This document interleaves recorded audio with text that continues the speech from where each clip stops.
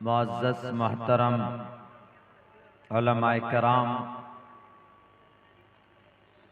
दानिश्वरान कौम व मिल्लत,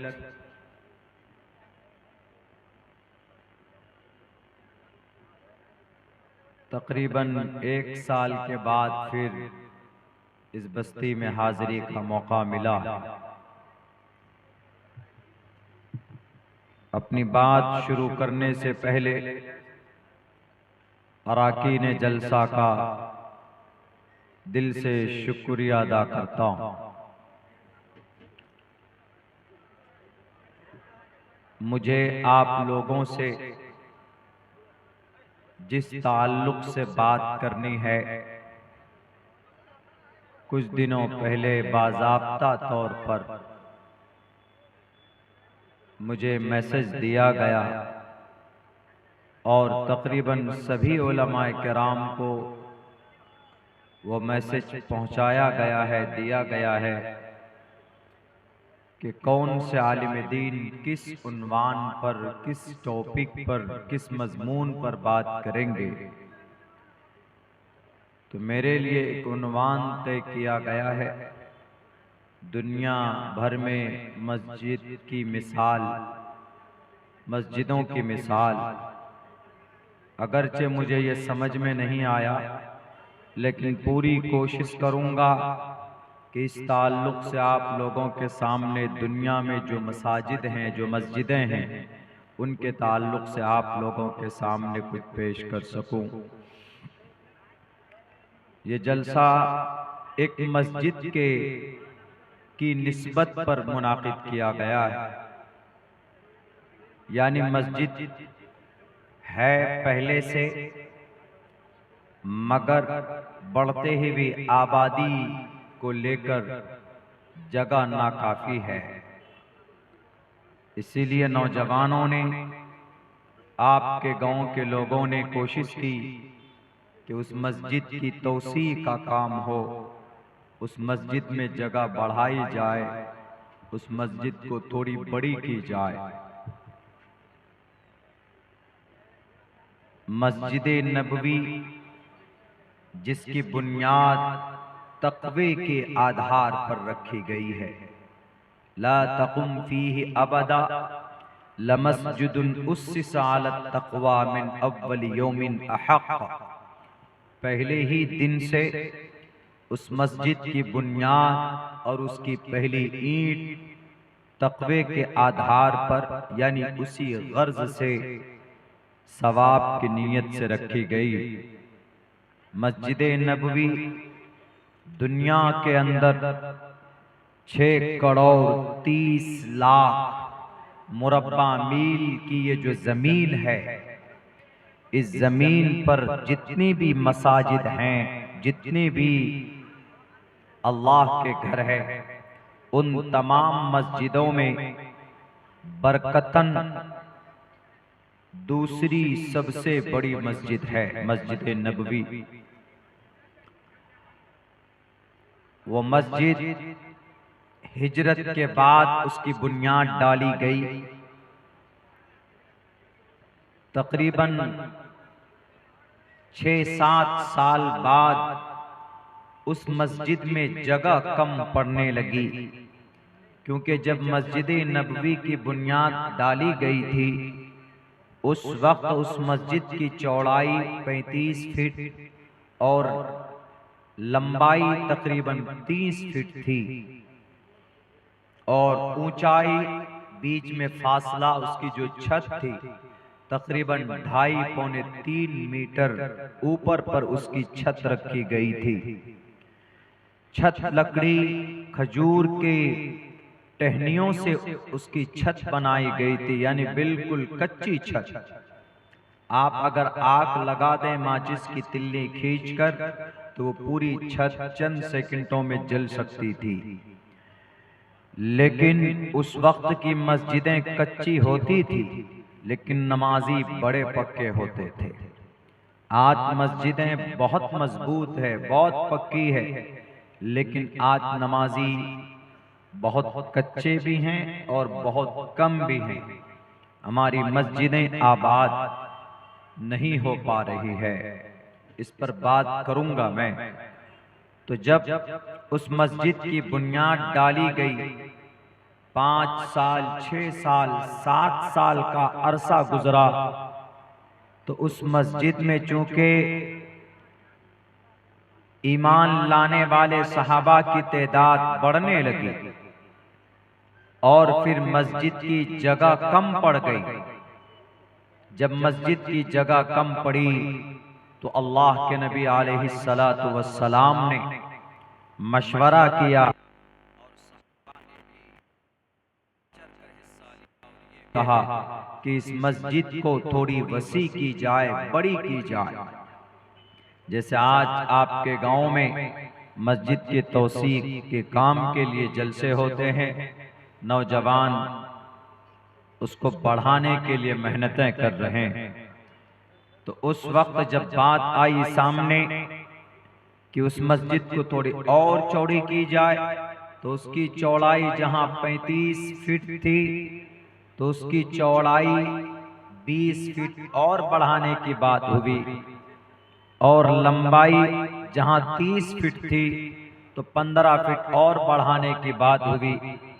तो जो जमीन थी, जो बाकी और जमीन जो बढ़ी बात में, तो हजरत उस्मान रजी अल्लाह ताला अन्हु, उन्होंने टोटल जमीन को खरीद कर मस्जिद में वक्फ किया, मस्जिद में दान दिया कि लीजिए। तो हजरत उस्मान गनी रजी अल्लाह ताला अन्हु ने मस्जिद की जमीन खरीदी और उस मस्जिद की वसात का काम हुआ, वो मस्जिद बढ़ाई गई। इसी तरीके पर हर एक जमाने में, हजरत उमर फारूक के जमाने में वो मस्जिद बढ़ी और इसी तरह आगे बढ़ते गए हजरत उस्मान के दौर में, और दिगर सहाबा और दिगर बाद में आने वाले मुस्लिम हुक्मरानों ने उस मस्जिद की तौसी का काम किया। तो बहरकैफ कभी कभी मस्जिद नाकाफी होती है तो उसको वसी करने के लिए उसको बढ़ाते, लेकिन अल्हम्दुलिल्लाह यह आपकी बस्ती के लिए बड़ी खुशी की बात यह है कि आपकी मस्जिद में नमाजियों की तादाद बढ़ी है, जिससे आप मस्जिद को बढ़ाना चाहते। बढ़ाइए और बढ़ाइए ताकि कल क़यामत में सीना तान कर कह सकें कि अल्लाह, ऐसे फसाद और ऐसे बिगाड़ के वक्त में हमने मस्जिद बड़ी इसलिए की क्योंकि हमारे नमाजी बढ़ गए थे। तो ये आपका अमल, आपकी मस्जिद के अंदर तौसी का काम, ये कल क़यामत में मुमकिन है अगर आपकी नीयत सही हो तो ये निजात का जरिया भी आपके लिए बन सकता। इसीलिए बहुत मुबारक काम है जो आदमी मस्जिद बनाने में ताउन पेश करता है, जो आदमी मस्जिद बनाने में बढ़ चढ़ कर हिस्सा लेता है, तो वो बहुत ही खुश नसीब इंसान। आप 100, 200, 300, 400, 500 रुपए का गोश्त लाकर खाकर हजम हो जाएगा, सुबह आप बैतुल खला में उसको चला जाएंगे तो वो चीजें वहां पर साफ करके आ जाएंगे। लेकिन आपने 500 से 1000 रुपए से 100, 200 रुपए से अगर किसी मस्जिद की तामीर में आप हिस्सा लेते हैं तो ये चीजें जाय नहीं होती, बल्कि ये अल्लाह के अकाउंट पे लिखा जाता है। रब कुरान करीम में कहता है, मा इंदकुम यनफदु व मा इंदल्लाहि बाक़, जो तुम्हारे पास है वो खत्म होने वाला है, और जो तुमने वमा इंदल्लाहि बाक़, और जो अल्लाह के पास जमा हो गया। अल्लाह के पास कोई कैसे भेजता है पैसा और दौलत? वो नेकी की शक्ल में जाती। जैसे आपने यहाँ पर कुछ पेश किया है, ताउन किया है, यह आपका बेकार नहीं जाएगा, बल्कि वो अल्लाह के पास जमा हो गया। ये मैं नहीं कह रहा, ये रब का कुरान कह रहा। जनाब मोहम्मद रसूलुल्लाह सल्लल्लाहु अलैहि वसल्लम की हदीस मुबारका कहती, मन बना लिल्लाहि मस्जिदन बनल्लाहु लहु बैतन फिल जन्नह। आप दुनिया में जिस एतबार से मस्जिद बनाते हैं, अल्लाह तबारक व तआला कल क़यामत में जन्नत में आपके लिए उसी तरह का महल तामीर करके आपको देगा। मेरे भाइयों, कभी कभी बहुत दुख भी होता कि आदमी अपनी इबादत खाने की तामीर के लिए करोड़ों रुपए जमा कर लेता है। अभी हमारे भारत के अंदर हमारी मस्जिद को शहीद करके एक बुतखाना बनाया गया। तकरीबन 5000 करोड़ रुपए जमा हुए बनाने के लिए उस मंदिर को, जिसको राम मंदिर बोलते हैं। बाबरी मस्जिद थी पहले, वहां पर उसको शहीद करके ये पैसा दान करके वो पैसे आए। हालांकि मंदिर बनाने पर कल क़यामत में कोई अज्र है? कोई अज्र नहीं है, न वेदों में है, न राम मंदिर के मानने वालों की किसी शास्त्र के अंदर है कि तुम अगर तुम मंदिर बनाओगे तो तुमको स्वर्ग के अंदर कोई बड़ा मकाम मर्तबा दिया जाएगा। लेकिन मस्जिद बनाने पर जरूर है, मस्जिद बनाने पर उनके ग्रंथों में भी है कि हेतु वो ब्रह्मगतिस्तांति सत्संगतिर्दान विचारतोषा। कहा गया है कि ईश्वर के नाम को जपने के लिए जो जिस जगह पर सत्संग की जाती है, यानी ईश्वर की इबादत की जाती है, वो जगह काबिल मुबारक है, इसलिए कि उस जगह पर इंसान को शांति मिलती। उस जगह पर इंसान को, जिस जगह पर ईश्वर का नाम लिया जाए वो जगह अमन की जगह है। जिस जगह पर परमात्मा का नाम जपा जाए। और मस्जिद में हम लोग क्या करते? मस्जिद में हम लोग सिर्फ अल्लाह का नाम लेते, मस्जिद में सिर्फ हम लोग अल्लाह की इबादत करते, दूसरा और कोई काम मस्जिद में नहीं होता। यानी अल्लाह की बंदगी के लिए, अल्लाह तबारक व तआला ही के ताल्लुक से उनकी किताबें सुनने, सुनाने, पढ़ने, पढ़ाने के लिए मदारिस बनते हैं, मकातिब चलाए जाते हैं।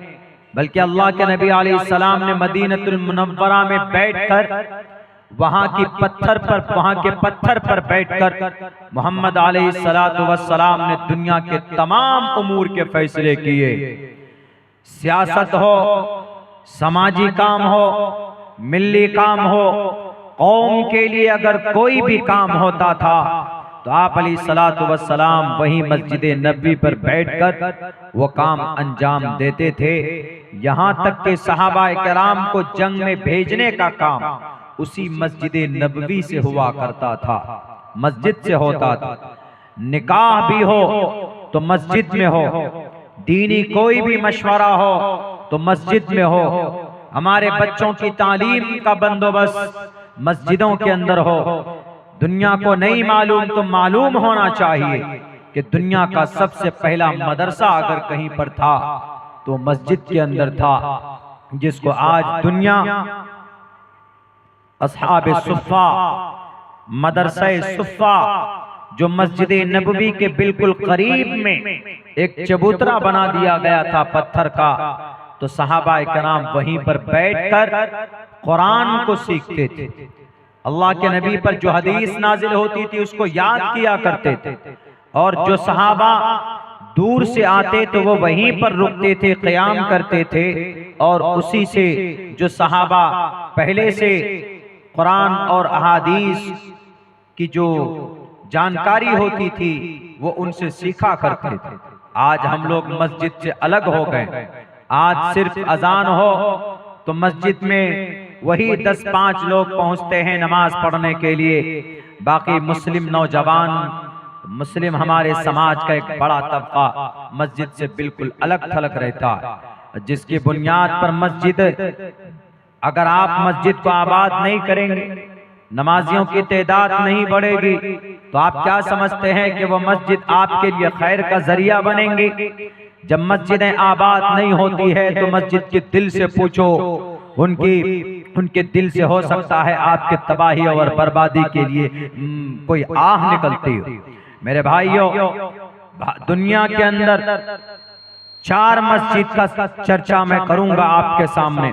जिनमें से 2 मस्जिद हैं जो महफूज, बाकी 2 मस्जिद ऐसी है जो इतनी रो रही है, अजान की आवाज के लिए तरस रही है और कोई ईमान वाला उसको बचाने वाला नहीं है।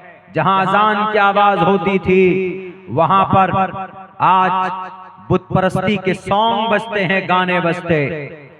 मस्जिद नबवी, मस्जिद हराम, अल्लाह ने इनको महफूज रखा, कोई नहीं पहुंच सकता। यहां तक कि दुनिया का सबसे बड़ा फितना दज्जाल इस धरती पर आएगा, वो पूरी दुनिया को तबाह बर्बाद करेगा, लेकिन वो इन दोनों शहरों में पहुंच नहीं सकता है। मस्जिद हराम को, मस्जिद हराम का मतलब मुबारक मस्जिद, बहुत ही काबिल एहतराम वाली मस्जिद। दुनिया के अंदर सबसे मुबारक और मोहतरम कोई मस्जिद है तो मस्जिद हराम। दूसरे नंबर पर मस्जिद नबवी, मदीनतुल मुनव्वरा, शहर मदीना में। तीसरी मस्जिद मस्जिद अक्सा। तामीरी काम के एतबार से जब मस्जिद हराम बनी, उसके 40 साल के बाद सीरत इब्न हिशाम ने अपनी किताब के अंदर ये तशरीह की वजाहत की, लिखी कि 40 साल के बाद मस्जिद अक्सा की बुनियाद डाली गई। लेकिन फजीलत के एतबार से दूसरे नंबर पर मस्जिद नबवी है, मदीनतुल मुनव्वरा की मस्जिद है। तीसरे नंबर पर मस्जिद अक्सा। आज 1967 से लेकर आज तक मस्जिद अक्सा यहूदियों के कब्जे में। चौथी मस्जिद कुर्तबा की जामे मस्जिद है, उंदुलुस, स्पेन। कुर्तबा की जामे मस्जिद बहुत पुरानी मस्जिद है, आपको शायद पता ना हो। 784 या 85 ईस्वी में उस मस्जिद की बुनियाद रखी थी अब्दुर्रहमान अल अव्वल बादशाह ने, लेकिन आज वो भी मस्जिद यहूदियों के कब्जे में है। उस मस्जिद को गिरजा घर बना दिया, यानी उस मस्जिद में अजान नहीं होती, उस मस्जिद में 5 वक्त की नमाज नहीं होती। न मस्जिद अक्सा में, मस्जिद अक्सा के कोने में कहा गया है इन यहूदियों ने, इस जालिम इसराइल के अंदर बसने वाले नेतन्याहू के उन चेलों ने उस मस्जिद को अपने नरगे में ले रखा। 1967 से लेकर आज तक वो मस्जिद यहूदियों के कब्जे में। हमारी मस्जिदें क्यों छीनी जा रही? भारत के अंदर ये उत्तर प्रदेश का लाल बुजक्कर, इसको कुछ नजर नहीं आता, कुछ नहीं दिखता है। जब देखता है कि हमारी कुर्सी टूटने वाली है तो वो बुलडोजर फेंक किसी न किसी मस्जिद को तोड़ने की बात करता। कुछ नौजवानों को उग्र कर देता है। उन्हें पता होना चाहिए लाल बुजक्कर साहब को कि लाल बुजक्कर साहब, मस्जिद किसी मुसलमान की नहीं है, मस्जिद अल्लाह का घर है। जिस जगह पर जो जमीन मस्जिद की है वो अल्लाह की हो जाती है, और अल्लाह को पूरी दुनिया में सबसे मुबारक और पसंदीदा कोई जगह है तो वो सिर्फ मस्जिद है। इन्न अहब्बल बिलादि इलल्लाहि मसाजिदुहा। तमाम शहरों में, तमाम जगहों में, बल्कि रूए जमीन पर रब को अगर कोई जगह पसंद है तो वो मस्जिद, और सबसे ज्यादा नापसंद कोई जगह है अल्लाह को तो वो मार्केट है और बाजार है, जहां पर हम लोग अपना मुबारक और अपना कीमती वक्त जाय कर देते। मेरे भाइयों, उसको पता होना चाहिए कि ये जो मस्जिद है ये अल्लाह का है। जिस दिन मस्जिद बनाने के लिए किसी बंदे ने जमीन मस्जिद के नाम की, वो जमीन वक्फ हो गई। वो जमीन वक्फ का मतलब डोनेट कर देना, कुर्बान कर देना। किसके लिए? अल्लाह के लिए। मस्जिद है तो अल्लाह के लिए।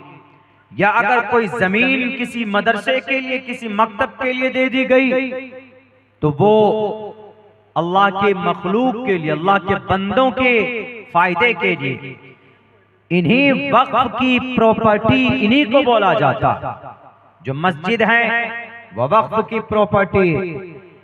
और हमारे भारत के अंदर जो जमीन वक्फ की गई है, यानी हमारे पूर्वज ने, बादशाहों ने, मालदारों ने जो हमारे हिंदुस्तान में जो जमीन वक्फ किए हैं, पता है उनकी कितनी तादाद है, कितने एकड़ में है? 9.5 लाख एकड़ जमीन वक्फ की है भारत के अंदर। 9.5 लाख एकड़ जमीन, 9 एकड़ नहीं, 900 एकड़ नहीं, 9000 एकड़ नहीं, 9.5 लाख एकड़ जमीन वक्फ की है। यानी अल्लाह के नाम पर लोगों ने वक्फ किए हैं। इन्हीं जमीन को हड़पने के लिए, इन्हीं जमीन पर नाजायज तसल्लुत जमाने के लिए, इन्हीं जमीन पर नाजायज कब्जा करने के लिए mister prime minister mister Modi ji ने एक नया संशोधन लाने की बात कही। यानी अभी अगर आपके जिला कटिहार में कोई वक्फ की प्रॉपर्टी है, तो आपके जिला कटिहार में जो वक्फ की कमेटी होगी, तो उस जमीन का देखभाल करने वाला, तो वो जो वक्फ की कमेटी का हेड है, मुतवल्ली है, जो मेंबरान है वो होंगे, और वो टोटल मेंबरान मुसलमान होंगे।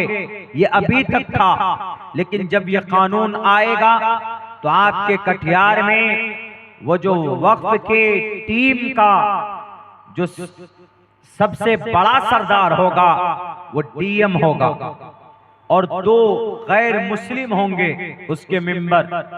यानी संस्था हमारी, जमीन हमारी, देखभाल करने वाले आप कौन होंगे जी? डीएम क्यों होगा?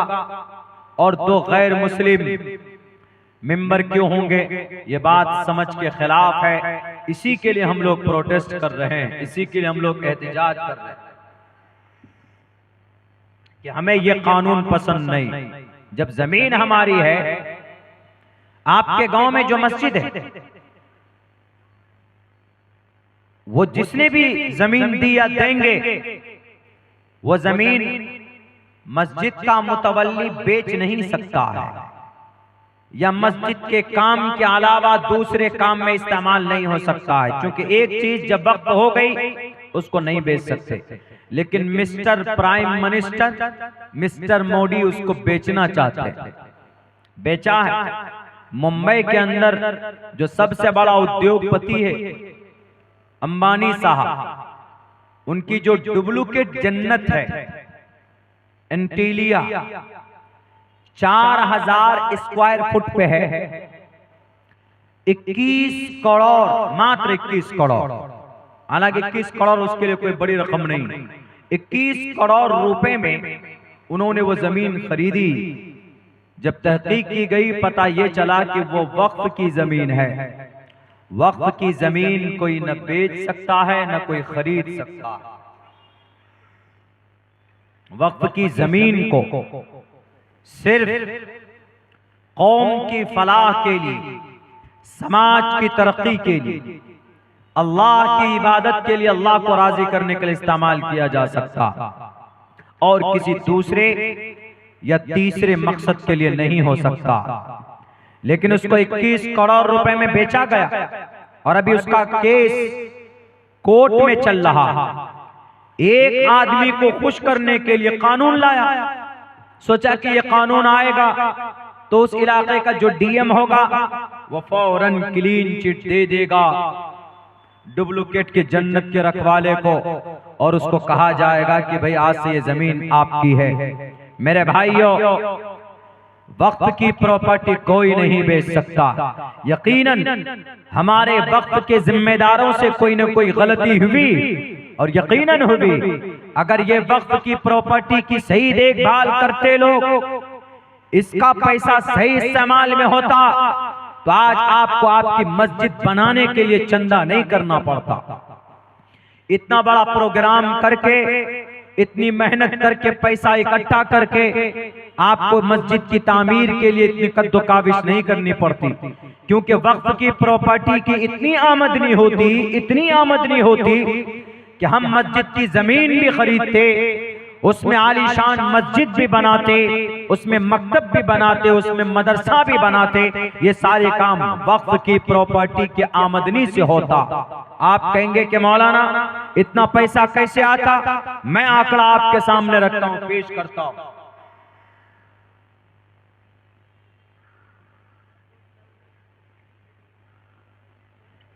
शुक्रिया, जज़ाकल्लाह।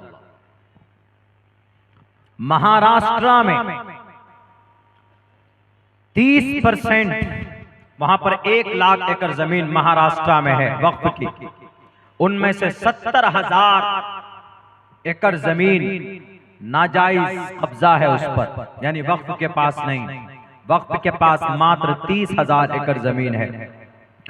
उस 30,000 एकड़ जमीन पे जो किराए पे टावर लगा है ना, टावर, मोबाइल का टावर, रेडियो का टावर, ये सब, उस टावर से जो किराया आता है सालाना 30,000 एकड़ जमीन में कहीं कहीं है। वो पूरी 30,000 जमीन पर नहीं है, लेकिन कहीं कहीं पर है।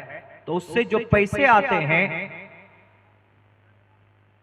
1 साल में 10 करोड़ रुपए की आमदनी है सिर्फ सूबे महाराष्ट्र में वक्फ की प्रॉपर्टी। बताइए, अगर सूबे महाराष्ट्र की वक्फ की जो कमेटी है, अगर उन 10 करोड़ रुपए को सही से इस्तेमाल करे, मस्जिद के इमामों को तनख्वाह दे, मस्जिद के मौजिनों को तनख्वाह दे, जहां मकतब नहीं है तो मकतब बनाए, जहां कुरान और हदीस का दर्स नहीं होता उसके लिए मदरसा बनाए, कौम का, समाज का बड़ा काम हो सकता है कि नहीं हो सकता है? बिल्कुल हो सकता है, लेकिन नहीं करते। जब मुसलमान का अमल बुरा होता है तो अल्लाह मोदी और योगी जैसे लोगों को भेजता है। जब पूरी दुनिया के मुसलमान की का अमल गंदा होता है तो अल्लाह इसराइल और रूस जैसा जालिमों को मुसल्लत करता है अर्ज़ फलस्तीन पर। पहले लोगों ने बेईमानी की। एक घर है, मिसाल के तौर पर आपके शहर कटिहार में वक्फ का घर है, बिल्डिंग है, उसका किराया अब से 50 साल पहले, उस घर का 50 साल पहले 100 रुपए रखा गया। 50 साल पहले का किराया आज 100 ही रुपए दिया जा रहा। हालांकि उसका मौजूदा किराया 25,000 रुपए हो गया। 25,000 रुपए लेता है किराया कौन? जो वक्फ का जिम्मेदार है, लेकिन वक्फ की रजिस्टर्ड में सिर्फ 100 रुपए लिखता है। अल्लाह का अजाब आएगा कि नहीं आएगा? आप कहेंगे कि मौलाना मिस्टर मोदी जी कानून लेकर आए, हम विरोध करेंगे। अरे हमारा अमल दावत देता है उनको कानून बनाने पर। उसका मिनिस्टर ने क्या कहा? मुसलमानों के पास जो 9.5 लाख एकड़ जमीन है, उनमें सालाना जो इनकम आना चाहिए वो 9.5 लाख हजार करोड़ जमा होना चाहिए। उनके हिसाब से नहीं हो रहा इतना पैसा जमा। अगर हमारे मुल्क हिंदुस्तान की वक्फ की प्रॉपर्टी की आमदनी को जमा किया जाए तो हम भारत के अंदर 10 दिन तक पूरे भारत के लोगों को बिठाकर खाना खिला सकते हैं, इतनी आमदनी। लेकिन टोटल पैसा अमानतदारी के साथ हम तक नहीं पहुंचता है, टोटल पैसा नहीं आ पा रहा। इसी वजह से जब आदमी का अमल पूरा होता है ना, तो अल्लाह तबारक व ताला फिर मदद नहीं, अल्लाह तबारक व ताला फिर जालिमों को मुसल्लत करते।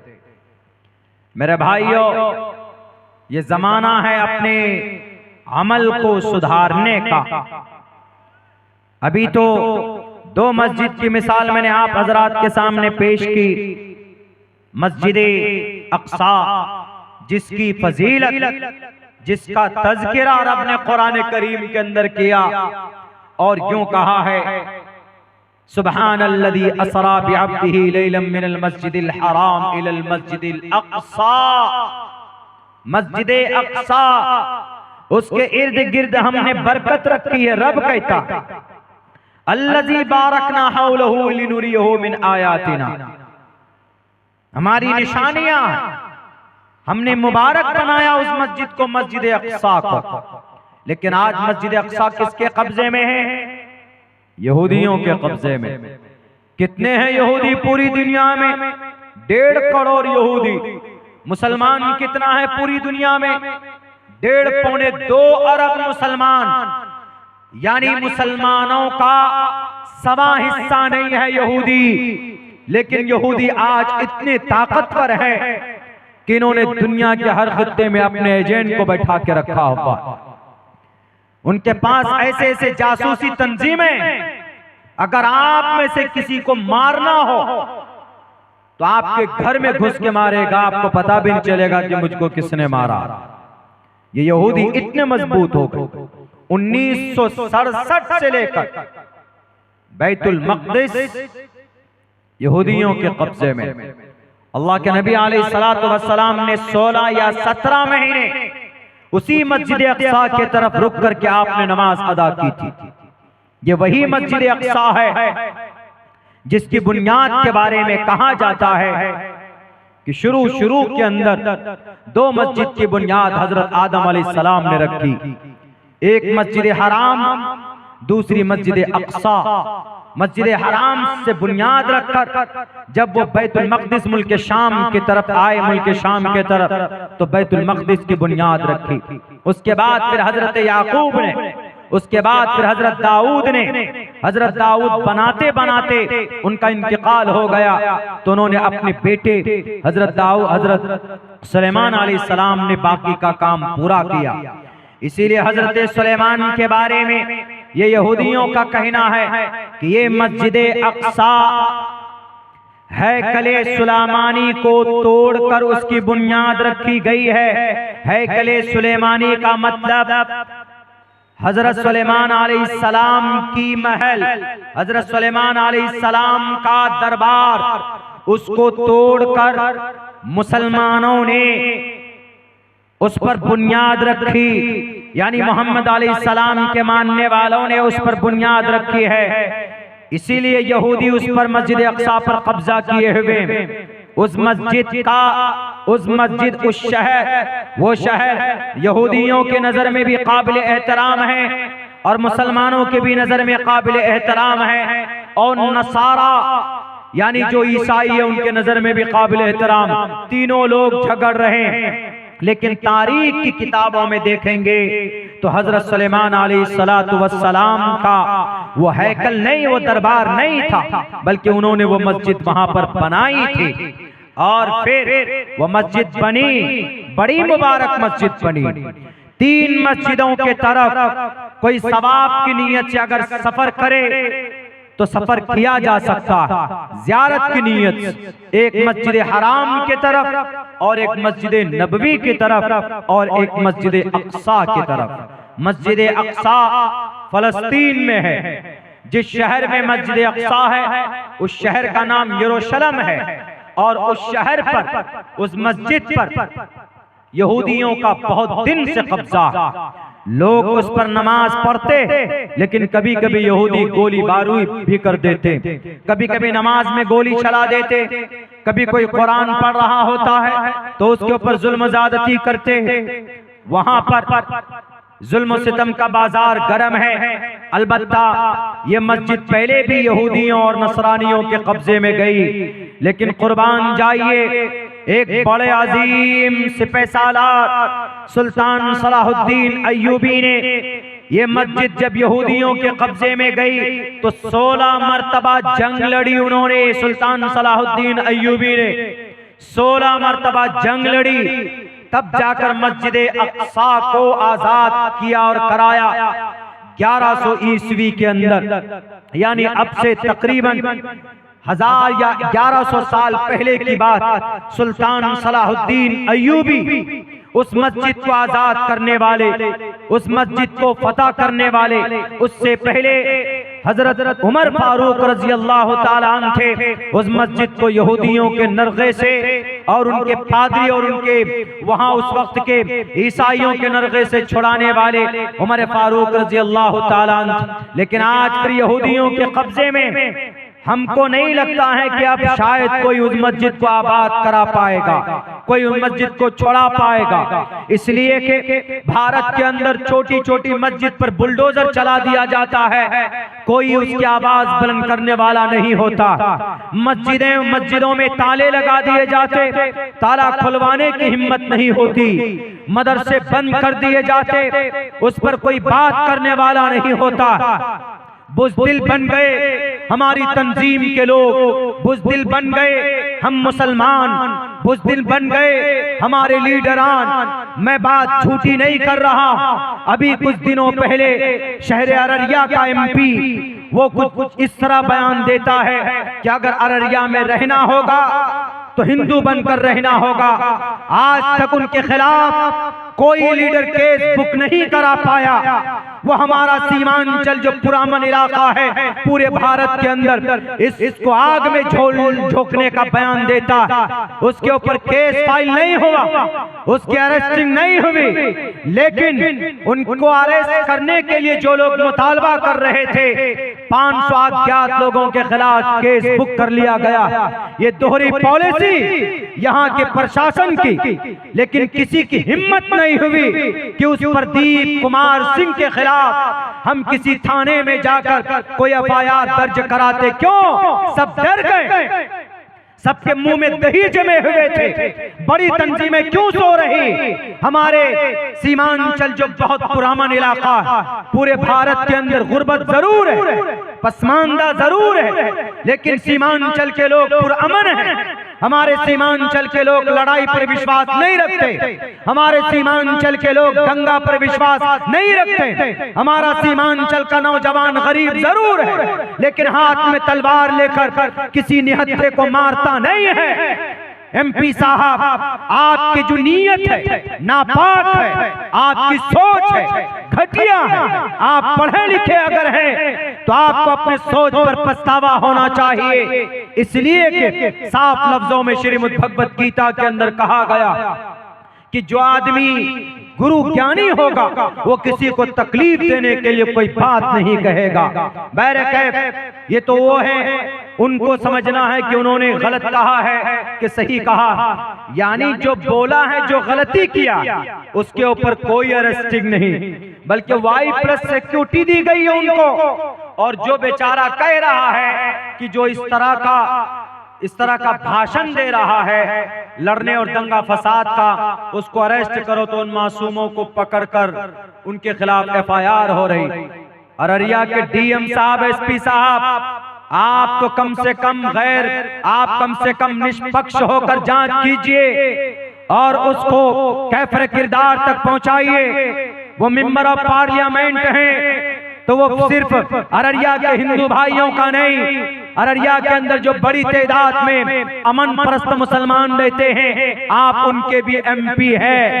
आपने सैलाब से सीमांचल और अररिया वालों को बचाने के लिए कौन से तरक्की के काम किए आपने महानंदा बेसिन तो बनाया नहीं, आपने कोई इंजीनियरिंग कॉलेज लेकर आया, आप कोई ट्रेनिंग कॉलेज लेकर आए, या कोई आपने कोई बड़ा काम किया एजुकेशन के मैदान में। यहाँ से लोग मजदूरी करने दिल्ली, पंजाब, हरियाणा जाते, आपने कोई फैक्ट्री की बात की नहीं की। आपकी जुबान से जब भी निकलती है तो आग निकलती, नफरत की बात निकलती। मैं अब्दुल्ला सालिम आपकी किताबों का मैं एनालिसिस करता हूँ, आज तक मेरी जुबान से किसी हिंदू भाइयों के खिलाफ कोई गलत शब्द नहीं निकले, इसलिए कि हम जानते हैं कि भैया उनका एक अकीदा है, इसीलिए किसी अपनी जुबान से किसी हिंदू को तकलीफ देना ये जायज नहीं है, न इस्लाम में जायज है न भारत के संविधान के अंदर इनकी इजाजत। इसीलिए मैं कहता हूं कि बुज़दिल बनने की जरूरत नहीं। जो लोग उग्र हैं, जो लोग माहौल को खराब करते, उनसे अमन की गुजारिश, और जो लोग बोलकर माहौल खराब करते। लगाओ गिरिराज सिंह के हाथ में हथकड़ी, हमारे सीमांचल पुरअमन इलाके को आग में झोंकने के लिए वो रथ यात्रा निकाला हुआ। खुदा के वास्ते पुरअमन इलाका था, है, रहने दो। यहाँ के मुसलमान चंदा करके अपनी मस्जिद बनाते, अपने मदरसे चलाते, तुमसे भीख नहीं मांगते, मेहनत पसीने की कमाई से अपनी बीवी बाल बच्चों की परवरिश करते। तुम्हारे दरबार पर नहीं जाते भीख मांगने के लिए, मेहनत करना जानते हैं यहाँ के लोग। इसलिए खुदा के वास्ते इस तरह की बातें बिल्कुल नहीं होनी चाहिए। बात यहाँ चल रही थी कि चूंकि जैसे मस्जिद अक्सा जालिमों के कब्जे में है, उसको आजाद करने के लिए बड़े मुजाहिद पैदा किए, अल्लाह ने पैदा हुए। हजरत उमर फारूक का नाम सुनकर सिर्फ मस्जिद अक्सा की चाबी देने के लिए जो पादरी लोग थे वो तैयार हो गए। जब हजरत अमर बिन आस रजी अल्लाह ताला जो जर्नेल थे, जब लड़ाई हो रही थी, फलस्तीन के ऊपर जंग हो रही थी यहूदियों से मस्जिद अक्सा को आजाद करने के लिए, जब कुछ इलाकों को फतह कर लिया तो हजरत अमर बिन आस ने पादरी के सामने कहा कि ऐ पादरी सरेंडर करो, चाबियां मेरे हवाले करो। कहा क्यों? कहा मैं इस मुल्क का फाते हूं, मैं मस्जिद अक्सा का फाते हूं, फतह करने वाला। तो पादरी हंसने लगा। वो जो जर्नेल था रूमी सल्तनत का जर्नेल, रूमी, वो हंसने लगा। उन्होंने कहा कि तुम कभी नहीं कर सकते इसको फतह। कहा क्यों? कहा कि मेरी जो किताब है, जो मेरे पास तौरात है, उस तौरात में साफ लिखा हुआ है कि जो आदमी ये मस्जिद अक्सा को फतह करेगा उसके नाम में 3 शब्द होंगे। उसका नाम उमर होगा, उमर। तुम्हारा नाम तो अमर बिन आस है, उसका नाम उमर होगा। उमर और अमर में फर्क है, उमर में 3 वर्ड है और अमर में 4 वर्ड है। इसलिए कि अमर रा के बाद वाव भी है, इसीलिए अमर बोलते हैं। लिखने में दिखने में एक लगेगा लेकिन वाव भी होता। तो उन्होंने कहा कि मैंने तौरात में पढ़ा है कि जो मस्जिद अक्सा का फाते होगा उसका नाम उमर होगा। तुम्हारा नाम तो अमर है, इसीलिए मैं हंस रहा हूं। तुम जो बोलते हो ना कि मैं फाते हूं, तुम फाते नहीं हो। हमारे किताब के हवाले से फाते तो उमर नाम का शख्स होगा। और मैं जानता हूं कि उमर, हजरत उमर, तुम्हारे हजरत उमर खलीफा हैं, अमीरुल मुमिनीन है और वो अपनी जगह पे हैं। हम चाबी तुमको नहीं दे सकते, अगर तुम्हारे उमर आ जाएं तो हम उनके हाथ में चाबी देंगे। तो हजरत अबू उबैदा ने फौरन खत लिखा हजरत उमर फारूक रजी अल्लाह ताला अन्हु, ये कहा कि ये अमीरुल मुमिनीन, आप आएंगे तभी ये मस्जिद आप हमारे कब्जे में आएगी, वरना नहीं।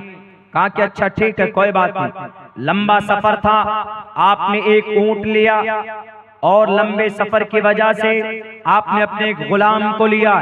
बहुत मशहूर है वाकया। हजरत उमर फारूक रजी अल्लाह ताला अन्हु चले, कपड़ा वैसे ही, कपड़ा कुर्ता जो पहने हुए थे उसमें फटे हुए थे, उनके कुर्ते फटे हुए थे, फटा हुआ कुर्ता पेबंद लगा हुआ था जगह जगह पर। आज सिलकर कोई कुर्ता या कोई कपड़ा पहनना चाहता है, कोई नहीं पहनना चाहता, कहेगा कि इज्जत का फालूदा निकल जाएगा। मैं अक्सर जगहों में लंबे सफर में जाता हूँ अपनी गाड़ी से, तो मैं अक्सर लुंगी इस्तेमाल करता हूँ। कई मर्तबा मुझे लोगों ने कहा कि मौलाना क्यों लुंगी पहन कर जाते हैं, आपसे लोग मोहब्बत करते हैं तो क्या इतनी बेइज्जती। मैं यही कहता हूं कि आदमी की पहचान कपड़ों से नहीं होती। मुझे जिसको पहचानना होगा मेरी शक्ल से पहचान लेगा। और मुझे जो इज्जत मिली है अल्लाह तबारक व ताला के कुरान और हदीस की बातें करता हूँ, शरीयत की बात करता हूँ, तो उससे अल्लाह तबारक व तआला ने लोगों के बीच में तारुफ कराया है। मेरा ताल्लुक इससे नहीं है कि मैंने पैजामा पहन के रखा हुआ है कि नहीं है, मेरी इज्जत का ताल्लुक उससे नहीं है। तो हमारे फारूक रजी अल्लाह तआला अन्हु वैसे ही बहुत कोई खास कपड़ा नहीं, ऊंट पर बैठे और उनके पास जो गुलाम था उस गुलाम से यूं भी कहा उमर फारूक ने कि मेरे गुलाम, तुम ये मत समझना कि मैं अमीरुल मोमिनीन हूं तो ऊंट पर बैठकर चलूंगा, तुम पैदल चलोगे, ऐसा नहीं है। बारी बारी कभी हजरत उमर बैठते, कभी उनका गुलाम बैठता, हजरत उमर नकील पकड़ कर जाते। आजकल कोई दुनिया का सीएम, कोई पीएम ऐसा करेगा, कोई नहीं कर सकता, लेकिन उमर फारूक ने ऐसा किया। इसीलिए हमारे भारत के गांधी जी ने कहा कि उमर फारूक और अबू बकर सिद्दीक ऐसे हैं कि अगर इनका निजाम और सिस्टम आज इम्प्लीमेंट किया जाए, आज उन्होंने अपने जमाने में कही थी, तो हमारा भारत खुशहाल हो जाएगा, हमारे भारत के अंदर तरक्की होगी। क्यों? क्योंकि वो इतने बड़े ओहदे पर होने के बावजूद भी वो कौम और समाज के लिए बहुत ज्यादा मेहनत करते थे, कौम और समाज के लिए हमेशा फिक्रमंद रहते थे। इतनी दौलत की गद्दी पर बैठने के बावजूद कभी भी 1 रुपए उन्होंने मिसयूज नहीं होने दिया, गलत खर्च नहीं किया। जैसे आजकल का नेता गद्दी पे बैठेगा तो कौम के लिए जो पैसा आएगा तो उस कौम के पैसों को भी लूटेगा, जो माइनॉरिटीज के लिए जो फंड आएगा वो भी लूटेगा। सीमांचल के अंदर अभी सैलाब आया, ज्यादा से ज्यादा एक ब्लॉक में 200-300 लोगों के 7,000 रुपए ये भीख दे रहे हैं। आप भीख, बिहार के सीएम साहब वापस कर लो। 7,000 रुपए का तो हमारे शेरशाहबादी बिरादरी के लोग मटन खा जाते हैं। 7,000 रुपए का एक हफ्ते, 1 महीने के अंदर नहीं चाहिए आपकी ये भीख, आपको देना ही था तो एक किसान को कम से कम 50,000 रुपए का मुआवजा देते, जिनके धान खत्म हो गए, जो यहाँ की बेसिक फसल जो सैलाब में तबाह हो गए, जलकर और गलकर खत्म हो गए। उमर फारूक रजी अल्लाह तआला अन्हु हकदारों तक पहुंचाया करते थे। और उन्होंने कहा कितनी सादगी थी, जब वो पहुंचे, करीब पहुंचे हैं तो हजरत अबू उबैदा आए और एक बढ़िया सा जोड़ा लेकर आए, शेरवानी जुब्बा कुब्बा लेकर के आए। तो उन्होंने कहा कि अमीरुल मोमिनीन, यहाँ लोग चूंकि मुअद्दब हैं, ईसाई हैं, यहूदी है कुछ, और वो लोग अच्छे कपड़े पहनते हैं, उनके बीच में जाएंगे आप इस हालत में तो थोड़ी इंसल्ट ही होगी, हमारा इंसल्ट होगा, इसलिए अच्छे कपड़े पहनिए। तो उस वक्त उमर फारूक ने क्या जवाब दिया? आजकल कोई नहीं देता। उन्होंने कहा कि अल्लाह ने हमें इस्लाम के जरिए इज्जत दी है, हमें कपड़ों से इज्जत नहीं मिली। फौरन आपने पैना उठाकर फेंक दिया, फिर वही कपड़े पहन। जब चले गए सामने जो वो लोग थे, पादरी लोग, उन्होंने सोचा आगे पीछे बॉडीगार्ड, Y+Z+ सिक्योरिटी, जैसे आज के जमाने में, यानी आगे भी लोग पीछे भी लोग होंगे, बीच में अमीरुल मोमिनीन होंगे, पूरा लाओ लश्कर लेकर आएंगे। वो यही समझ रहे थे। नाम पढ़ा था, कैफियत क्या होगी, हालत नहीं पड़ी थी अपनी किताब में उन्होंने। तो उन्होंने देखा कि अरे बहुत सीधे सादे कपड़े पहने हुए चले आ रहे हैं अपने दोस्तों के बीच में। देखकर मुतासिर हुए, ये वही उमर है जिनकी हुकूमत 22 लाख मुरब्बा मील के इलाके में है। ये वही उमर है जिन्होंने ईरान और फारस को, कैसर और किसरा के तख्ते को पलट कर रख दिया। ये वही उमर है जिनको देखकर शैतान अपना रास्ता बदल लेता है। ये वही उमर है जिनके मंशा के मुताबिक अल्लाह ने आसमान से जमीन पर कुरान करीम की आयतें उतारी। ये वही उमर है। देखकर इतना मुतासिर हुआ, जब करीब आए तो उन्होंने कहा कि या अमीरुल मोमिनीन, आप ही हैं, लीजिए ये चाबी बैतुल मक़दिस की, ये चाबी आपके कब्जे में है, लीजिए हमने किले की चाबी आपको दे दी है। अब आप लीजिए, आज से बैतुल मक़दिस आपका बिना एक कतरा खून बहाए उमर फारूक ने मस्जिद अक्सा को फतह किया।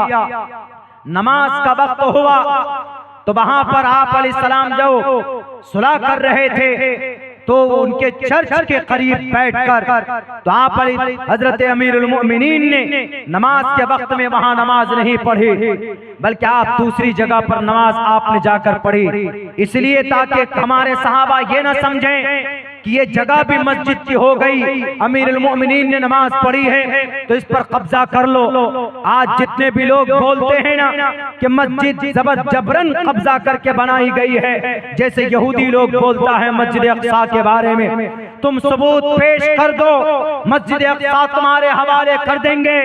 वहां के फलस्तीन के जो वहां की जो वक्फ इस्लाम है, वक्फ इस्लाम का वहां पर भी बोर्ड है, वो आपके हवाले कर देंगे, लेकिन दलील नहीं पेश कर सकते, इसलिए कैसा हुआ ही नहीं। जैसे भारत के अंदर किसी भी मस्जिद को शहीद, किसी भी मंदिर को तोड़कर मस्जिद नहीं बनाई गई है, बल्कि मस्जिद के प्लेटफॉर्म से हमारे हिंदू भाइयों को डोनेशन दिया गया, उनकी मदद की गई, उनके फलाही काम के अंदर में बादशाहों ने पैसे खर्च किए। कोई मस्जिद भारत के अंदर मंदिर तोड़कर नहीं बनाया गया। बाबरी मस्जिद गलत बात, बाबरी मस्जिद जिस वक्त बनाई जा रही थी 1528 के अंदर, 1528 में भी रामचंद्र जी के नाम पर किताब लिखने वाला रामचरितमानस तुलसीदास वहीं पर बैठकर तुलसीदास रामचरितमानस लिख रहा है। अगर बाबरी मस्जिद मंदिर तोड़कर बनाया जा रहा था, वो मस्जिद बन रही थी, तो रामचरितमानस का लिखने वाला राम जी का सबसे बड़ा भक्त, उन्होंने तो किताब लिखी है, क्यों नहीं उन्होंने कहा कि बाबर रोक लो अपने इस सिपह सालार को जो ये मंदिर को तोड़कर मस्जिद बना रहा।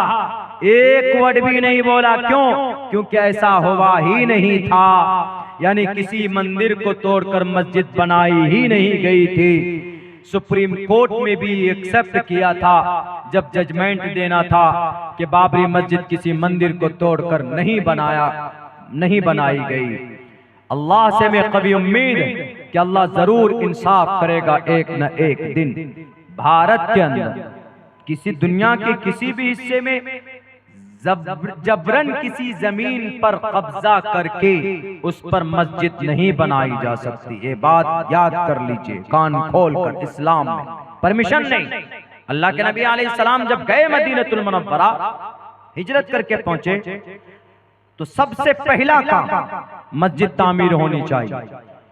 एक जगह तो ये भी है, सीरत इब्न हिशाम में ये भी लिखा है कि जब मशवरा किया, जब मस्जिद के लिए जमीन ढूंढी गई, तो जो जमीन थी अभी जहां मस्जिद नबवी है, वो जमीन दो यतीम बच्चे के थे, सहल और सुहेल नाम का। तो उसके जो सरपरस्त थे तो वो बहुत खुश हुए कि हमारे बच्चों की जमीन को अल्लाह के नबी ने कबूल किया, यानी इस जगह मस्जिद बनेगी, हमारे लिए बड़ी खुशी की बात है कि बड़ा मुबारक काम होगा। बहुत खुश हुए, लेकिन अल्लाह के नबी ने कहा कि कैसे खुश हो, फ्री में नहीं मिलने वाला। आजकल तो अगर अल्लाह के लिए कोई वक्फ कर दे जमीन तो ठीक है, लेकिन चूंकि मोहम्मद रसूलुल्लाह को यह पैगाम देना था कि जबरन बिल्कुल नहीं, ताकि कल चलकर कोई ये बात उठाता कि मस्जिद नबवी बनाई गई, जबरदस्ती जमीन पर एक भी पैसा नहीं दिया गया। अल्लाह के नबी अलैहिस्सलातु वस्सलाम ने 10 दीनार दिए और दीनार अदा करने वाले उन दोनों बच्चों को हजरत अबू बकर सिद्दीक रज़ी अल्लाह ताला अन्हु थे। उनके जरिए से 10 दीनार पैसे दिए गए जमीन के ऊपर। फिर आप अलैहिस्सलातु वस्सलाम ने खुद से तामीरी काम शुरू किया। मोहम्मद अलैहिस्सलाम खुद से मट्टी उठाते, गारा और पत्थर, गारा मतलब कीचड़। इधर तो हमारे तरफ घर नहीं बनता, लेकिन उत्तर प्रदेश चले जाएंगे तो वहां पर घर बनता है गारे का, मट्टी और पत्थर का, ईंट का, ये सब का घर बनाते हैं वहां पे। तो आप अलैहिस्सलातु वस्सलाम ने वो जो वही रकबा मैंने कहा था कि 35 फीट चौड़ा और 30 फीट लंबा, वो जो मस्जिद नबवी बनाई गई, वो जमीन आप अलैहिस्सलातु वस्सलाम ने खरीद करके लिया, फ्री में नहीं लिया था। इससे साफ पता चलता है कि हड़प की हुई मस्जिद के जमीन पर मस्जिद नहीं बन सकती। ज्ञान रखेंगे तब ना, ज्ञान तो रखते नहीं, अनाप शनाप बात बोल देते। ये हमारे नबी के बारे में, आप अलैहिस्सलातु वस्सलाम के बारे में अभी क्या बात चल रही है। ये महाराष्ट्र के एक रामगिरी महाराज, उन्होंने कहा कि मोहम्मद अलैहिस्सलाम तो अलायाज़ु बिल्लाह, जब तुम्हारे मोहम्मद अलैहिस्सलाम ऐसे हैं तो तुम मुसलमान कैसे हो गए। उन्होंने जिक्र किया, अभी बर्निंग इशू बना हुआ है महाराष्ट्र के अंदर। रामगिरी महाराज ने कहा कि जब तुम्हारे नबी एक छोटी सी बच्ची से, 6 साल की बच्ची से 50 साल की उम्र है मोहम्मद अलैहिस्सलाम की, जनाब मोहम्मद रसूलुल्लाह की, 50 साल की उम्र का शख्स 6 साल की बच्ची छोटी, उससे विवाह कर रहा है, निकाह कर रहा है। जब तुम्हारे लीडर ऐसे जालिम, तो तुम मुसलमान कैसे हो गए। ये उन्होंने भाषण दिया। अभी 1-2 महीना पहले की बात है, जिनके अरेस्टिंग के लिए इम्तियाज जलील साहब जो मजलिस इत्तेहादुल मुस्लिमीन के MP थे, तो वो 17,000 गाड़ी लेकर गए प्रोटेस्ट में कि उनको पकड़ो। फिर पता है क्या हुआ, इसी पर नहीं बस हुआ, अगर मैं मंच से कुछ बोल दूं, कोई टोपीदारी वाला 1-2 बात इधर उधर की बोल दे तो फौरन जेल। हुआ है, हमारे उलमा गए हैं, हमारे डॉक्टर्स गए, हमारे प्रोफेसर लोग गए।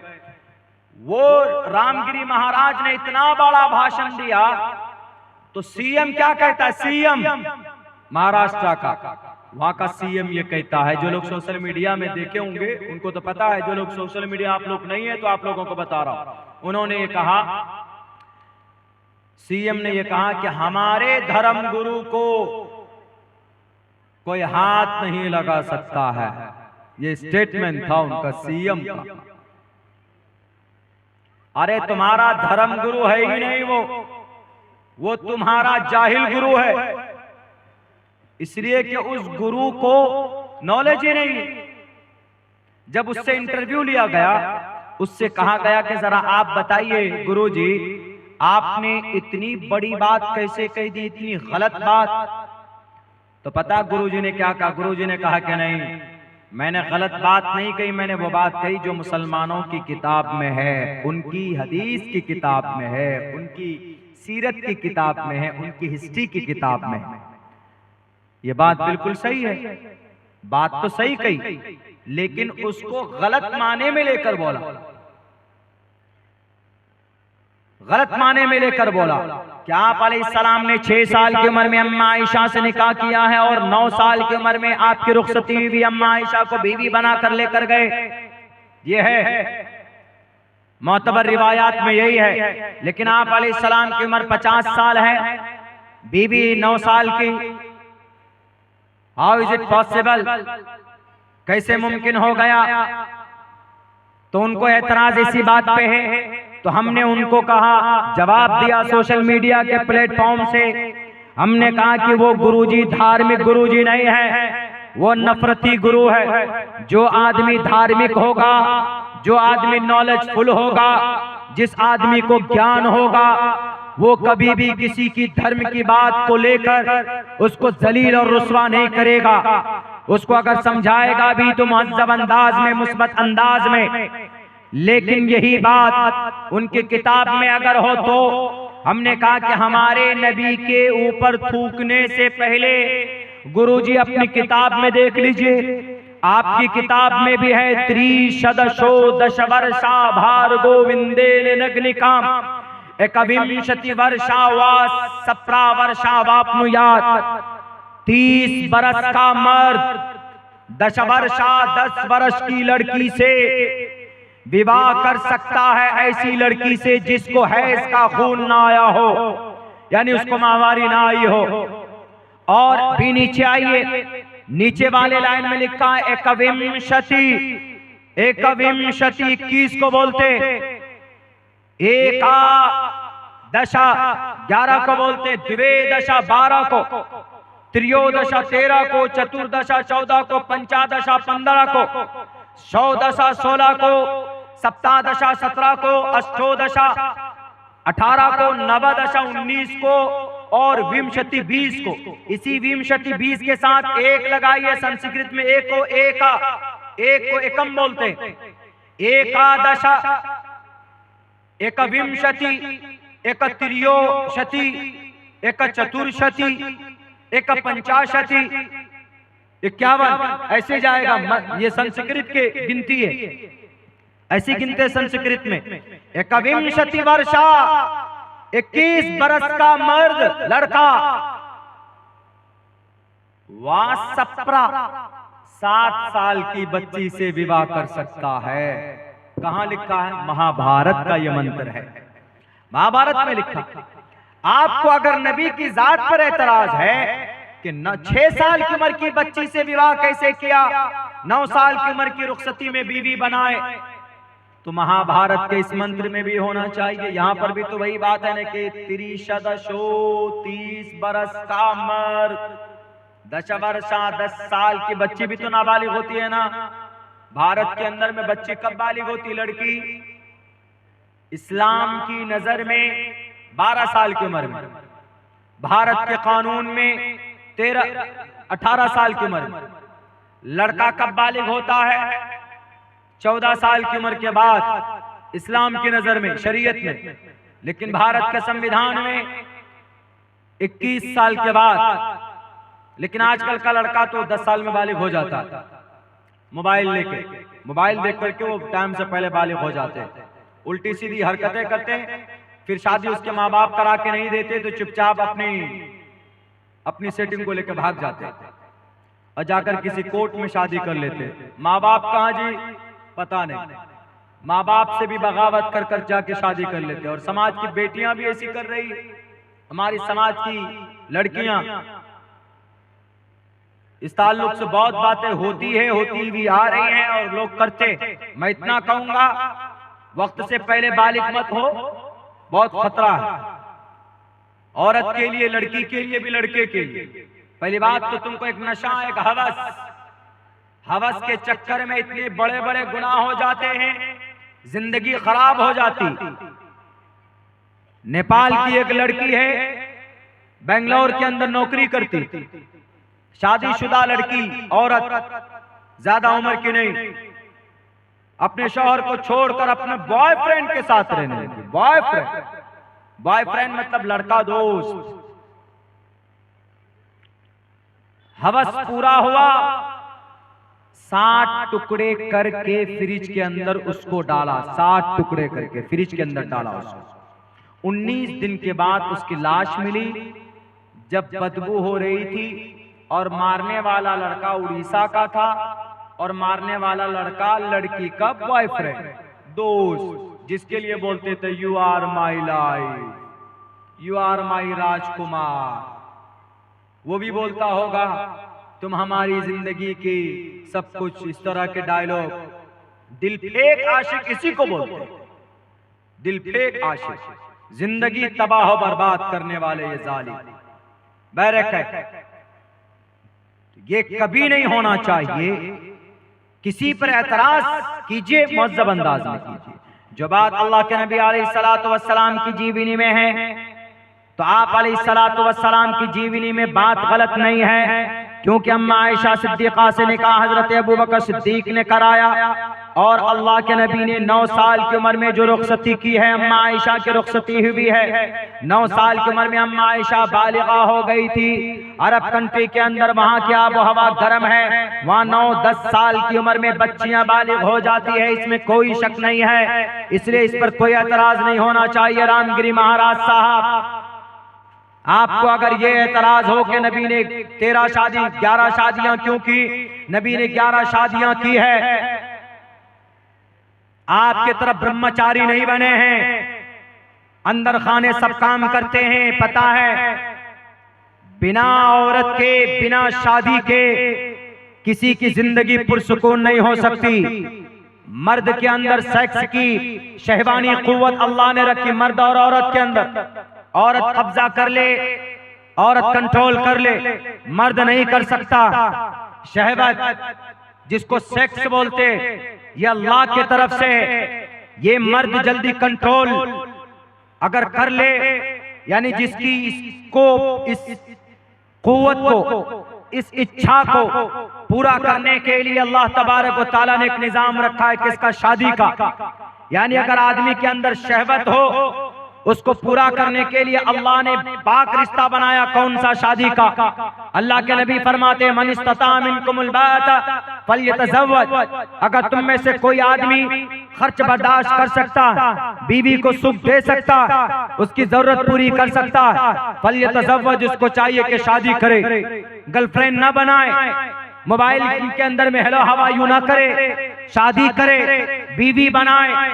फल्यतज़व्वज, शादी करने की वजह से आपके अंदर की ख्वाहिश, एक दूसरे के लिए लिबास बन जाएंगे, एक दूसरे की जरूरत पूरी करेंगे। फ़इन्नहु अग़ज़्ज़ु लिलबसरी व अहसनु लिलफ़रज व मन लम यस्तती फ़अलैहि बिस्सौम, और अगर किसी के अंदर ताकत नहीं है, घर नहीं है, पैसा नहीं, लेकिन शहवानी कुव्वत है, तो वो क्या करेगा? बीवी भी नहीं बना सकता, वो शादी नहीं कर सकता, क्योंकि ही हैज नो मनी, उसके पास पैसे नहीं है। तो जनाब मोहम्मद रसूलुल्लाह फरमाते हैं फ़अलैहि बिस्सौम, तो उसके ऊपर रोजा जरूरी। वो रोजा रखेगा तो रोजे की वजह से शहवानी कुव्वत कम होती। लाओ कोई ऐसी मिसाल, कोई डॉक्टर की गोली नहीं दिखा सकते जो सेक्स को कम करने वाली, जो सेक्स की भूख को कोई कम करे, नहीं दिखा सकते। हमारे नबी के दामन में आना होगा रामगिरी महाराज साहब। इतनी बड़ी बात हमारे नबी कह रहे हैं, आप तो लोगों को वरगलाते। हमारे नबी के पैगाम से समाज के अंदर में तरक्की होती है। ये पैगाम सिर्फ हदीस में नहीं है, ये पैगाम आपके मनुस्मृति में भी है। यथा वायुं समाश्रिते सर्वजीवन्ते जन्तवा तथाग्रस्तामाश्रिते इतारा वर्तते इतारा शरामा। ए नौजवानों, जिस तरह जिंदगी के लिए हवा जरूरी है, वैसे ही लाइफ के लिए शादी जरूरी। Having a happy life in the form of wife, बीवी के जरिए से ही खुशहाल जिंदगी हो सकती है और समाज का निर्माण हो सकता। बहरकत तो हमने ये कहा कि गलत फहमी की बुनियाद पर मुजरिम बना दिया गया इस कौम को, हमारी मस्जिद को, हमारी नबी की सीरत और सुन्नत को जुर्म के तमाम तर आरोप लगा दिए गए। वक्त चूके अभी कुछ दिनों पहले जो मुझे चोट लगी है, उसकी वजह से ज्यादा देर तक नहीं बैठ सकते, गर्दन में दर्द होती है। मैं गुजारिश करूंगा कि अगले जो वक्ता हैं आप उनको बुलाइए, उनके आने तक जब तक मैं बोलता हूँ थोड़ी देर और, उनके आने तक मैं बात करता हूँ, क्योंकि मेरी गर्दन के अंदर में थोड़ी प्रॉब्लम। तो मेरे भाइयों, आज हमारी ही यकीनन आमाल बद का नतीजा है कि आज फलस्तीन के अंदर, गज़ा के अंदर, अभी तो लबनान के अंदर, अभी कुछ दिनों से ईरान के अंदर हमले हो रहे हैं। हमारा रिश्ता मस्जिद से मजबूत नहीं हो रहा, हमारा रिश्ता अल्लाह से करीब नहीं हो रहा। आखिर क्या वजह है कि हम कलमा पढ़ते हैं, हम नमाज भी पढ़ते हैं, लेकिन हमारी नमाजों के अंदर इतनी कुव्वत नहीं होती कि जिससे हम अपनी जरूरत अल्लाह के सामने पेश करें तो अल्लाह तबारक व तआला हमारी उस परेशानी का समाधान करे। आज हम नमाज पढ़ते, मस्जिद में जाते, लेकिन नमाज जिस सिफत के साथ होनी चाहिए, क्या उस सिफत के साथ नमाज होती? अल्लाह का कुरान तो साफ लफ्जों में कहता है इन्नस्सलात तन्हा अनिल फ़ाहशाइ वल मुनकर, बेशक नमाज बेहयाई बुरी बातों से रोकती है।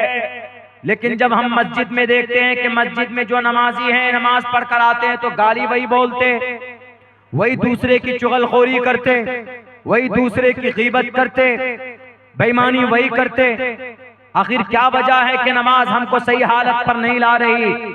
तो इससे साफ पता चलता है कि अल्लाह का कुरान सही है, हमारी नमाज में कमी। जितने भी नौजवान यहाँ बैठे, नौजवानों, एक पैगाम देना चाहता हूं, अपने वक्त को ऐसे जाय मत होने दो। अल्लाह ने बहुत पुरअमन इलाके में आपको बसाया है और कोई दिक्कत, कोई परेशानी नहीं है। पूछिए गजा पट्टी के मासूम नौजवानों से, एक घर के अंदर 5-5, 6-6 जवान हट्टे गट्टे बेटे थे, लेकिन RDX और बम के बारूद बनकर रह गए वो बच्चे। आज जो इस्राइल को नाक के बल किसी ने झुकाया है, तो नौजवानों की ताकत ने झुकाया है फलस्तीन के अंदर, सरजमीन गजा पट्टी के अंदर। वो नौजवान हैं जो हमेशा ये कहते हैं हस्बुनल्लाह, हमें अल्लाह काफी है। वो भी तो जवान हैं और हम भी जवान हैं। हमारी और उनकी जवानी में क्या फर्क है? वो हमेशा नमाज के पाबंद रहते। सिर्फ 5000 नौजवान हैं। इस्राइल से लड़ने वाले कितने? सिर्फ 5000। उस तंजीम का नाम अल हमास। उन 5000 नौजवानों में 3500 हाफिज कुरान है। 3500। बताइए, अगर आपको सहाबा की झलक देखना हो, वैसा ईमान देखना हो, तो चले जाइए गजा पट्टी के उन मुसलमानों जो बचे हुए, उनको देखिए। पूरा शहर बर्बाद कर दिया गया, पूरा शहर। गजा पट्टी कोई बहुत बड़ा शहर नहीं है। गजा पट्टी 40 किलोमीटर लंबा है, 12 किलोमीटर चौड़ा, एक जगह सिर्फ 6 किलोमीटर चौड़ा है। उसी के अंदर 40 लाख लोग रहते हैं।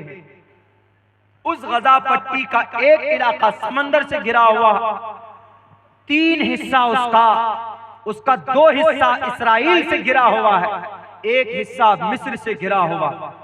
वो बेचारे समंदर में जाएं तो डूबते, इस्राइल में जा नहीं सकते। पता है क्यों?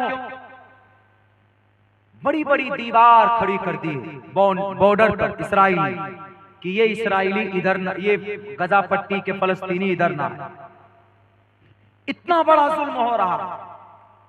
इसीलिए वहां के नौजवानों ने और वहां के मुसलमानों ने ये तय किया, ये उन्होंने अहद कर लिया, अज़म कर लिया, अब जो हो देखा जाए। दुनिया की सबसे ज्यादा डिफेंस सिस्टम इस्राइल में है।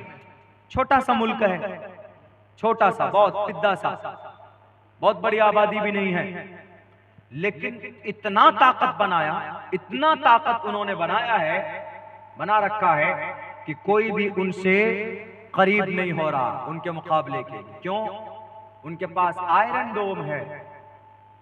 आयरन डोम, कोई भी मुल्क उसके ऊपर हमला करे तो वो अपने आप को बचा सकते। आयरन डोम 5-6 करोड़ रुपए उसके एक मिसाइल को बनाने में लगता है, और वो आयरन डोम अगर देख रहा है कि कोई मिसाइल आ रहा है तो फौरन वो ट्रैक करता है, डिटेक्ट करने के बाद हवा में मारता है। ऐसी डिफेंस सिस्टम सिर्फ इस्राइल के पास है, दुनिया के किसी कंट्री के पास नहीं। लेकिन उसको भी पिछले 1 साल से 7 अक्टूबर सन 2023 से आज देखिए अक्टूबर खत्म सन 2024, यानी 13 महीने से मुसलसल वो आग और बारूद की बारिश कर रहे हैं। देखिए जरा आप लोग बैठिए, मुझे बात पूरी करने दीजिए, नहीं तो फिर आइंदा के लिए मैं ये बंद कर दूंगा। आप थोड़ा बैठ जाइए, उसके बाद लेके जाइए।